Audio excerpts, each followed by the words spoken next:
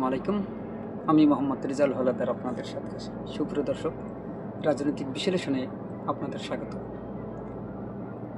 সুপ্রিয় দর্শক, জামাতের আমির শফিকুর রহমান আর কত দূর এগাবে? আসুন, এবারের 2026 সালের যে নির্বাচন হয়েছিল সেখানে আসলে তাকে কি জোর করে হারিয়ে দেওয়া হয়েছে, না সে স্বইচ্ছাই এবার ক্ষমতা এগোয়নি? আসুন কিছুটা বিশ্লেষণ করি। সুপ্রিয় দর্শক, ভিডিওটা সম্পূর্ণ দেখবেন, কারণ ভিডিওটির শেষে রয়েছে খুব চাঞ্চল্যকর তথ্য, যা আপনারা হয়তো বা কোনো ভিডিওতে আর দেখেননি। আসুন আলোচনা করি। আওয়ামী লীগ সরকার নেই, অন্তর্বর্তীকালীন সরকারও বিদায় নিয়েছে, বেশ গ্রহণযোগ্য জাতীয় নির্বাচন হয়ে গেল। কাকতালীয়ভাবে বাংলাদেশের প্রকৃতিতে এখন বসন্ত, সামনে ঈদ, বৈশাখও বৈশাখী, সময়টা সব ধরনের উৎসবের জন্য এখন দারুণ সময় পার করছে বাংলাদেশিরা। অনেক বছর পর 17.5 কোটি মানুষ খানিকটা স্বস্তিতে আছে। ব্যবসায় তুমুল প্রস্তুতি নিচ্ছে ভালো একটা ব্যবসা মৌসুমের জন্য। মুহূর্তটা দীর্ঘস্থায়ী হবে কিনা এ প্রশ্নের উত্তর অবশ্যই এখানে কেউ চট করে দিতে পারছেন না। আশাভঙ্গের ইতিহাস এ দেশে বেশ জীবন্ত, সুপ্রদর্শক, এবং বিভিন্ন জায়গায় আমরা দেখি যে সাদাবাজদের উপর বাংলাদেশের সাধারণ মানুষ খুব চরম রেগে আছে। যেখানেই পাচ্ছেন ধরে, মানে কোনো কথা নেই, ধরে মেরে একদম তছনছ করে দিছে, ভুসকিয়ে দিচ্ছে তাদের চেহারা, মারধর করে, এমনকি পুলিশের হাতে ধরে দেয়, এবং পুলিশও তাদের কোনো সহযোগিতা না করে তাদেরকে গ্রেপ্তার করতে বাধ্য হয় জনগণের চাপে। আমরা এমন একটা বাংলাদেশই চেয়েছি। 24-এর পর যে বাংলাদেশটা আমরা পেয়েছি, বলতে পারেন এক প্রকার পরিবর্তনের বাংলাদেশ। এখন অনেক লোক, বড় বড় বাগা বাগা নেতারা, তারাও কিন্তু চাঁদা নিতে ভয় পাচ্ছে। যদি মাঠে আসে কেনু খায়, কেনুর ভয়ে কিন্তু কেউ আসতে পারছে না। অত্যন্ত দুজনের ওপর অনেক কিছু নির্ভর করছে। বাংলাদেশের দুজন লিডারের উপর কিন্তু অনেক কিছু এখন নির্ভর করছে। একজন অবশ্যই তারেক রহমান, এখন তিনি বর্তমানে প্রধানমন্ত্রীর দায়িত্বে আছেন। আরেকজন ডাক্তার শফিকুর রহমান, যিনি বিরোধী দলের নেতৃত্বে আছেন, জামাত ইসলামের আমির। দেশ বিদেশে সংবাদ মাধ্যমে গেল নির্বাচনে প্রায় ব্যতিক্রমহীনভাবে বিএনপিকে ভূমি 10 বিজয়ের গৌরব দিয়েছে। বিএনপির সংখ্যাগরিষ্ঠতা, সামরিক বেসামরিক আমলাতন্ত্র এবং শক্তিধর ব্যবসায়ী সমাজের জন্য স্বস্তিকর ছিল, কারণ তাতে 54 বছর বয়সী স্থিতিশীলতা রক্ষা পেয়ে গেল। যদিও স্থিতিশীলতা নষ্টের ভীতি যে অমূলক, সেটা বোঝাতে কসুর করেনি জামায়াতের আমির। তিনি পুরো ব্যর্থ হয়েছেন এটা বলা যাবে না মোটেই, বরং নির্বাচনী পরিসংখ্যানে সামাজিকভাবে অনুবাদ করলে দেখা যায় প্রকৃতি এক চমকের নেতৃত্ব দিয়েছেন ডক্টর শফিকুর রহমান। কীভাবে? আসুন আলোচনা করি। সুপ্রিয় দর্শক, আপনারা জানেন জামাতের সর্বোচ্চ সিট ছিল এর আগে 18টি, এবার পেয়েছে 68টি, অর্থাৎ প্রায় 4 গুণ সিট বেশি পেয়েছে। এবং ভোট হয়তো 41 লক্ষর মতো ছিল তাদের, এবার পেয়েছে প্রায় 3 কোটিরও অধিক। তবে নির্বাচন চলাকালে যে আপডেট দিতেছিল, এক পর্যায়ে দেখা গেল যে জামাতের প্রায় 47টা সিট এবং বিএনপির সেখানে হয়েছিল 27টা মতো সিট। হঠাৎ করে 2 ঘন্টা আপডেট দেওয়া বন্ধ হয়ে গেল, মানে নেট কালেকশন দুর্বল হয়ে গেছে। তারপর আবার যখন 2 ঘন্টা পর আপডেট দেওয়া শুরু করলো, সব জায়গায় হই হই রই রই করে বিএনপি একবার প্রত্যেকটা জায়গায় বেশি, এবং আবার ভূমি 10-এর মতো নেমে গেল জামাত। এই কারণটাই অনেক বিশ্লেষণ, বনি আমিন, তারপর আপনার ইলিয়াস হোসেন সাংবাদিক, বিখ্যাত সাংবাদিক, আপনার পিনাকি ভট্টাচার্যরা এগুলো কিন্তু বিশ্লেষণ করেছেন যে কেন এমন হলো, কারণ কি, তাহলে কি কোনো কারচুপি করেছে ডক্টর মোহাম্মদ ইউনূস? হ্যাঁ, অবশ্যই করতে পারে। এর বিশেষ অনেক প্রমাণও দেখা গেছে। তবে এটা নিয়ে কিন্তু জামাত তেমন মাথা ঘোরায়নি এবং মাথা ব্যথাও করেনি। কারণ কি জানেন, এটা তাদের মেধা, অর্থাৎ তাদের এই নির্বাচনটা ছিল তাদের প্রস্তুতিমূলক নির্বাচন। অর্থাৎ এবার তারা জিতলেও ক্ষমতা এককভাবে নিত না, এর আগেই ক্ষমতার আগেই কিন্তু তারা বলেছে, তারেক রহমানের সাথে কিন্তু মিটিং করেছে। সেখানে বলেছে আমরা যদি সরকারের দায়িত্ব জনগণ আমাদের দেয়, আমরা কিন্তু এককভাবে সরকার পরিচালনা করব না, আপনাদের নিয়ে করব। বুঝতে পেরেছেন কেন? কারণ বাংলাদেশের অর্থনৈতিক অবস্থা একদম বঙ্গুর। এবং জামাতের আমির কিন্তু অলরেডি বলেই দিয়েছেন যে যদি তারা নির্বাচনে জয়লাভ করে তাহলে ওই যে ট্যাক্স ফ্রি গাড়িগুলো এবং বিভিন্ন সরকারি সুবিধাগুলো তারা নেবে না। বিএনপি সেই একই কাজ, তারাও কিন্তু এই ট্যাক্স ফ্রি গাড়ি এখন নিচ্ছে না। কারণ জামাত যেটা বলছে সেটা যদি তারা না করে তাহলে জনগণের রোশনালে তো পড়তেই হবে। এটাই তো বুদ্ধি ভাই। আর এখানে কিন্তু জামাতের বাজিমাত। জামাত এই নির্বাচনে হেরে গেছে, সমস্যা নাই, হেরাটাও জেতার মধ্যে কিন্তু হেরেছে। মানে কেউ বলতে পারবে না তারা ফালতুভাবে হেরেছে, তারা বীরের মতো হেরেছে। হ্যাঁ, হার জিত এটা থাকবেই, কিন্তু দীর্ঘ 17 বছর যে কষ্ট করেছে তারেক রহমান, তার এটা কিন্তু প্রাপ্য ছিল। কারণ তার ভাই হারিয়েছে, তার মাকেও হারিয়েছে, এক প্রকার নির্যাতন সহ্য করে তার কিন্তু এই মৃত্যুবরণটা হয়েছে। আপনারা যা বলেন আর না বলেন হয়তো বা অনেকের গায়ে লাগতে পারে, যেটা সত্যি কথা আমি সেগুলো বলছি। অনেক কষ্ট করেছেন, এই বৃদ্ধ বয়সেও তিনি জেল কেটেছেন সামান্য কিছু টাকার জন্য, তাও তার টাকা না, এতিমদের টাকা। মিথ্যা অপবাদে, মিথ্যা মামলা দিয়ে তাকে হয়রানি করেছে। এটা কোনো মানুষের মানে অমানসিক কাজ যেটা হয়েছে। এই জন্যই মহান আল্লাহ পাক রাব্বুল আলামিন একটা মানে কথা আছে, আল্লাহ কিন্তু মানে ছাড় দেয়, ছেড়ে দেয় না। দেখেন আজকে তার বাংলাদেশের অস্তিত্বই নেই। এটা কি মনে হয় মিনিটের ভিতর ঘাড় ধরে ইন্ডিয়া গিয়ে ধাক্কা মেরে ফেলে দিয়েছে মহান আল্লাহ পাক রাব্বুল আলামিন। আসলে এসব কিন্তু এই যে ক্ষমতা কোনো মানুষেরই কিন্তু চিরস্থায়ী মানায় না। একমাত্র ক্ষমতার মানে সব সময় ক্ষমতার অধিকারী মহান আল্লাহ পাক রাব্বুল আলামিন, এটা প্রমাণিত। তবে যারা ক্ষমতায় থাকেন তাদের অহংকার করবেন না, তারা জনগণের জন্য কাজ করেন, জনগণের মানুষের জন্য মানুষের ভালোবাসা আদায় করার চেষ্টা করেন, তাহলেই একদিন সার্থক হবেন। জনগণ আপনাদের লাথি মারবে না, বরং ভালোবাসা দেবে। আর বাঙালিরা ভালোবাসতে জানে, মাথায় উঠিয়ে তাজ করে রাখতে জানে। আর যারা আপনারা এই জনগণের বিরুদ্ধে কাজ করেন তাদের অবস্থা হবে কি ওই শেখ হাসিনার মতো। সুপ্রিয় দর্শক, শেখ হাসিনা কি একেবারেই খারাপ কাজ করেছে বাংলাদেশ? না, তিনি কি কোনো উন্নয়নমূলক কাজ করেনি? করেছে। তাহলে মানুষের এত রোশনালে কেন? কারণ ওই যে কিছু কিছু কাজ যে করেছে সেগুলোর মানুষ সহ্য করতে পারেনি, সাধারণ মানুষ। এক আয়নাঘর কেন বানাবে? একজন প্রধানমন্ত্রীর রাষ্ট্রের সকল নাগরিকই তার সন্তানের মতো, তাহলে সন্তানের জন্য কি আয়নাঘর বানানো হবে? বলতে পারেন আপনি কি দেখেছেন আয়নাঘর বানাইছে? তাহলে ব্যারিস্টার আরমান কি কোথা থেকে সারা পেয়েছে? সে কি ওই ইতে ছিল, 5 স্টার হোটেলে ছিল? এবং আপনার ওই যে আমান আজমি, সে কোথায় ছিল? সেটা বাদ দিলাম। আবার ওই যে আপনারা বলতে পারেন যে গুম হয়নি বাংলাদেশে, তাহলে ইলিয়াস আলী, তার লাশটা কোথায়? কই, এখনও তো তার লাশ এখনও পাওয়া যায়নি। তাহলে কোথায় আছে? তবে হ্যাঁ, এই 2024 সালে ছাত্র জনতা মিলে যে পট পরিবর্তন করছেন তার নায়ক ছিল কিন্তু জামাত ইসলামী। আপনারা বিশ্বাস করেন আর না করেন, এটা কিন্তু একদম ভিতরের তথ্যগুলো আমি বলছি। তবে বিএনপি কি আসে নাই? হ্যাঁ, অবশ্যই আসে। কিন্তু তাদের প্রথমের যে বক্তব্য ছিল, দেখেন তো বক্তব্য, ফখরুল ইসলাম আলমগীর কি বলেছেন যে ছাত্রদের সাথে আমরা নেই। আসলে ছাত্রদের সাথে তারা নেই এই কথাটা কিন্তু তারা বলেছে, এ প্রমাণ আছে, এখনও ভিডিওতে আছে, দেখেন। তারপর যখন দেখছে পরিস্থিতি খুবই খারাপ, ছাত্ররা খুব ঘাড়তারাভাবে নেমেছে মাঠে, তারা মানে বিজয় লাভ না করে ঘরে উঠবে না, তখন তারাও কিন্তু নেমেছে পিছ দিয়ে। কিন্তু ওই যে ছাত্রদের সাথে লিড দিয়েছে পিছন থেকে কারা? জামাত ইসলামী। হয়তোবা আপনারা বিশ্বাস করেন আর না করেন সেটা আপনাদের ব্যক্তিগত ব্যাপার, কিন্তু অনেক পর্যালোচনা করে দেখা গেছে হ্যাঁ জামাতি ছিল। দেখবেন সরলভাবে এটা স্বীকারোক্তি কী করেছে সার্জিস আলম, মনে আছে যে জামাতের ভাইরা বা শিবিরের ভাইরাই আমাদের লিড দিয়েছে, আমরা তাদের মতো কাজ করেছি, আমরা মিথ্যা কথা বলবো না। দেখছেন প্রমাণ। এবার আসি, দেখেন শেখ হাসিনা কিন্তু বাংলাদেশে অনেক উন্নয়নমূলক কাজ করেছে, কিছু কিছু কাজের জন্য হয়তো, এবং তার কিছু কিছু নেতাকর্মীর জন্য আজকে তাদের বিশাল পতন হয়েছে।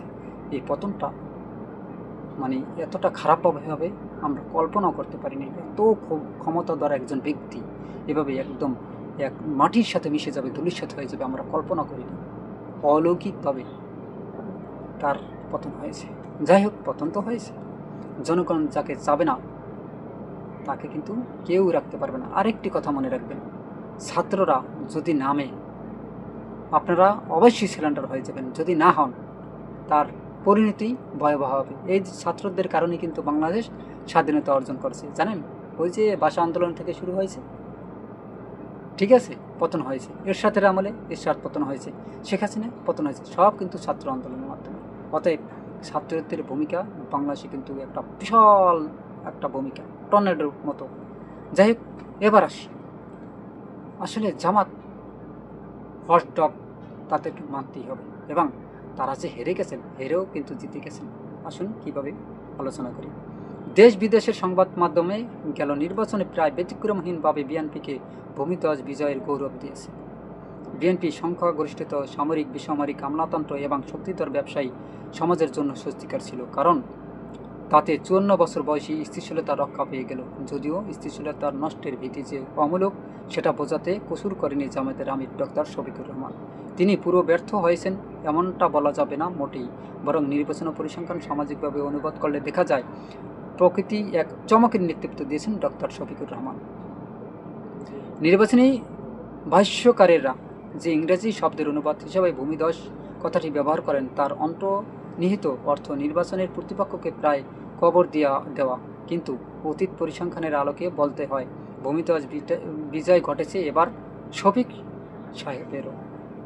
ইংরেজিতে ল্যান্ড স্লাইড ভিক্টোরি অর্থ হিসাবে এক ধরনের যৌথ সাধারণ ইচ্ছার উত্থানের কথাও বলা। সেটা ঘটেছে প্রকৃতপক্ষে জামাতের পিছনে। অতীতে সর্বোচ্চ 18 থেকে 68 আসন পেয়েছেন তারা, প্রায় 4 গুণ বৃদ্ধি এটা। যেবার তারা 18 আসন পায় সেবার ভোট পেয়েছিল 41 লক্ষ, এবার দলটি 2,41,00,000-এরও বেশি ভোট পেয়েছেন। ধারণা করা হচ্ছে প্রায় 3 কোটির মতো, আর বৃদ্ধি হয়েছে প্রায় 6 গুণ। ডক্টর শফিকের নেতৃত্বে এক দশক জামাতের আদর্শিক সংস্কার এবং রাজনৈতিক রূপান্তরের একটা স্পষ্ট পর্যায়ে শেষ হলো এবার। তিনি যে দলটিকে 71কালীন নেতৃত্ব তখনকার চিন্তা কাঠামো থেকে বের করে গণমুখী করতে চেষ্টা করেছেন, তার আরও পদক্ষেপ সামনে দেখা যাবে বলে মনে হয়, এবং পরবর্তী নির্বাচন তাদের টার্গেট, এবং এই পরবর্তী নির্বাচনই হয়তোবা তারা ক্ষমতায় আসতে যাচ্ছে। আপনারা বিশ্বাস করেন আর না করেন সেটা আপনাদের ব্যক্তিগত ব্যাপার, তবে এখানে কিন্তু তারেক রহমান খুব সাবধানে কিন্তু কাজ করবেন। দেখেন, তারেক রহমান কিন্তু বিদেশ থেকে এসে, আগের কিন্তু তারেক রহমান নেই, তার চলাফেরা কাজকর্ম দেখেন, সে কিন্তু খুব ভোরে ভোরে অফিসে চলে যায়, 9:30টার ভিতর অফিস করে, এবং তার কার্যকাঠামোগুলো খুব সুন্দর, মানে মানুষের খুবই ভালো লাগে। ভোট ও আসনের এরকম বৃদ্ধিকে হয়তো অনেকের ভূমিধ্বস বিজয় বলতে চাইবেন না, কারণ জামাত গতানুগতিক অর্থে কাউকে পরাজিত করেনি। তাছাড়া ঢাকা ও রাজশাহীতে অত্যন্ত 20 থেকে 22টি আসনে তারা বেশ কম ভোটের ব্যবধানে জিতেছে, যেগুলো হারানোর ঝুঁকিতেও থাকতে হবে তাদের। আবার প্রধান প্রতিপক্ষের সঙ্গে তাদের মোট ভোটের ব্যবধান প্রায় 1 কোটি, এটা অতিক্রম করাও সহজ নয়। তবে জয় পরাজয় বিশ্লেষণে চলতি পদ্ধতিগুলো এড়িয়ে 12 ফেব্রুয়ারির সামাজিক বার্তাগুলো আরও খতিয়ে দেখার সুযোগ আছে, এবং ডক্টর শফিকের ভূমিধ্বস কৃতিত্ব শনাক্ত করা যায় সেখানে। জামাত ইসলামী যে মাওলানা মওদুদীর প্রতিষ্ঠিত দল সেটা সবাই জানে। এই দলের নবীন সদস্যরা মওদুদীর বই পুস্তক পড়ে আদর্শিক শিক্ষা নেন। এটা দলটির পাকিস্তান ও ভারতের কর্মীদের বেলায় এমন সত্য, বাংলাদেশি কর্মীদেরও জন্য সত্য। তবে মওদুদী অর্থনৈতিক ব্যবস্থার হিসাবে পুঁজিতন্ত্রের ঘোর বিরোধী ছিলেন। এরকম অবস্থান ছিল তার সাংস্কৃতিকভাবে পশ্চিমা বিশ্ব নিয়ে, কিন্তু বর্তমানে সমাজ চলছে সর্বাগ্রেই এক পুঁজিতান্ত্রিক সম্পর্কে। জামাত ইসলামীর আমির লাখ লাখ কর্মী ও এই সমাজে জীবনযাপন করেন। দলটির অর্থনৈতিক সাম্রাজ্য ক্যাপিটাল মার্কেটের নিয়ম শৃঙ্খলা মেনেই কাজ করছে। একদিনে মওদুদীর আদর্শিক বিদ্যা, অন্যদিকে জীবনযাপনের পুঁজিতান্ত্রিক ধরনের এই টানাপোড়েন থেকে ডাক্তার শফিকুর এবার স্পষ্ট তাদের কর্মীদের উদ্ধার করেছেন অনেকখানি। নির্বাচন পূর্ব পলিসি সাবমিট এবং নির্বাচনী ইশতেহার ঘোষণাকালে তিনি বাজার অর্থনীতি বিষয়ে জামাতের অবস্থান স্পষ্ট করেছেন। পুঁজিতান্ত্রিক উৎপাদন সম্পর্কের মধ্যেই সুশাসন ও স্থিতিশীলতা চাওয়া একটা দল এখন জামাত। মওদুদির চিন্তা থেকে দলটির এই মোড় বদল সহজ ছিল না নিশ্চয়ই, যদিও রাজনৈতিক ভাষ্যকারদের কাছে এটা বেশি মনোযোগ পেয়েছেন বলে মনে হয় না। শফিকুর রহমান নেতৃত্বে যে হিসাবপত্তর করেই ইসলামী আন্দোলন ও হেফাজতের সঙ্গে সম্পর্ক ভাঙ্গার ঝুঁকি নিয়েছেন, সেও বেশ নজর কাড়া ঘটনা। তবে নির্বাচনকালে শফিকুর রহমান বেশ সমালোচিত ও নিন্দিত হয়েছেন নারী প্রশ্নে। রাজনীতির নেতৃত্বে পর্যায়ে নারী ও সংখ্যালঘুদের অন্তর্ভুক্তি অনুমোদন করেননি মাওলানা মওদুদি। তার আদর্শের অবিভাজ্য অংশ এসব। তবে ফাতিমা জিন্নাহও প্রেসিডেন্ট হন, সেটাও চেয়েছিলেন একজন মওদুদি।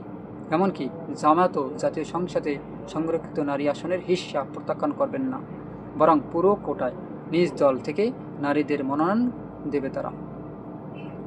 বস্তুতপক্ষে ডক্টর শফিকুর রহমান অধীনে জামাত নারী সদস্যভুক্তি ব্যাপকভাবে বেড়েছে এবং এবারে নির্বাচনে জামাতের নারী কর্মীদের প্রচার সক্রিয়তার কাছে বিএনপিকে সবচেয়ে বড় চ্যালেঞ্জ পড়তে হয়েছে।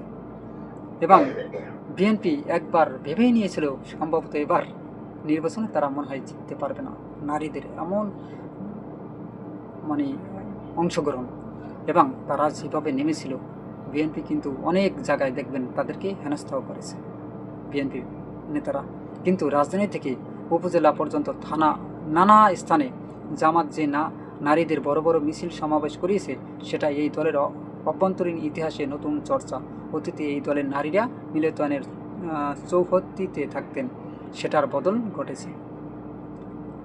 নারীদের সংসদ সদস্য করার বিষয়ে আল জাজিরিয়ার সঙ্গে জামাতের আমির বহুল আলোচিত সাক্ষাৎকারে একটা বাক্য ছিল, আমরা তাদের প্রস্তুত করছি। এই বক্তব্যকে সমালোচকেরা খুব বেশি খতিয়ে দেখছেন বলে মনে হয় না।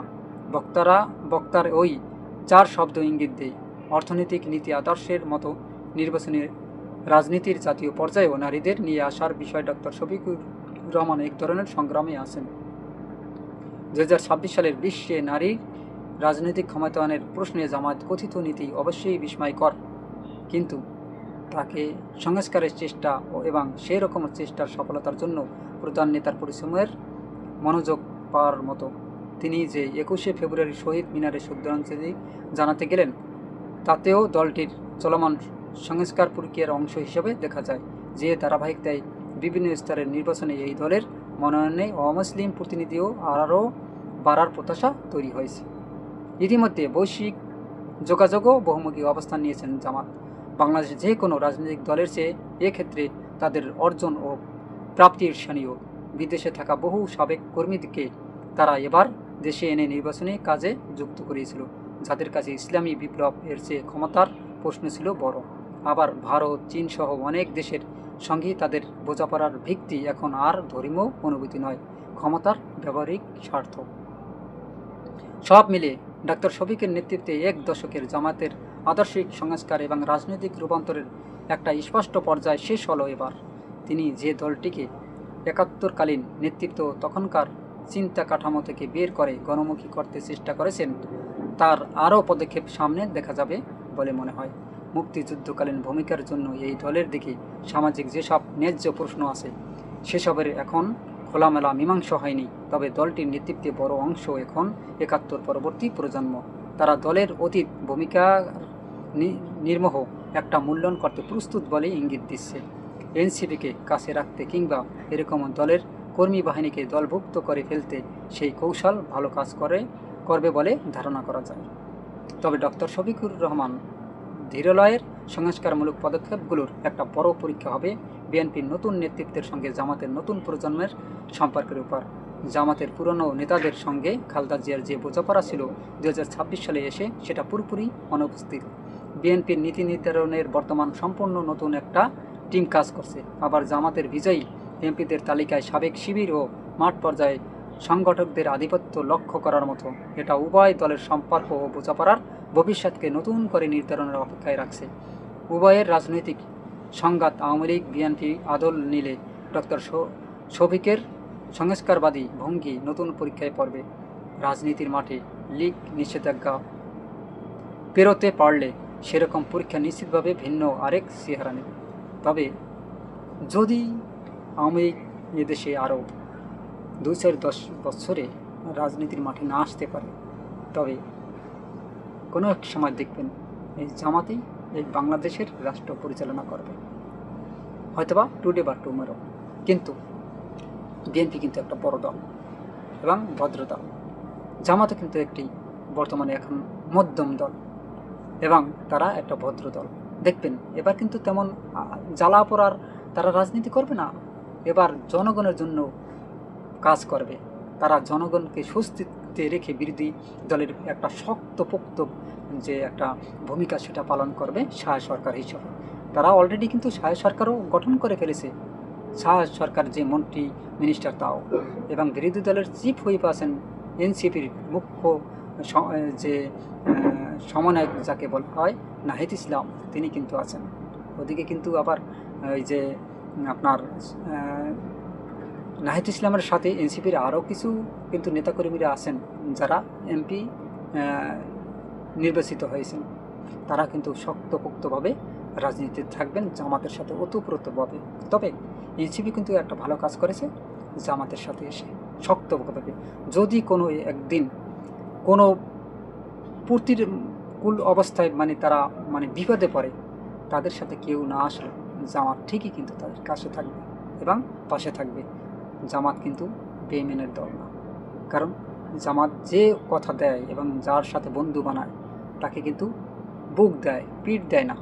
অতএব এই বিশ্বস্তর কারণেই কিন্তু এনসিপি বুঝতে পেরেছে কাদের সাথে গেলে তাদের সবচেয়ে বেশি লাভ হবে, তাই জামাতকেই বেছে নিয়েছে।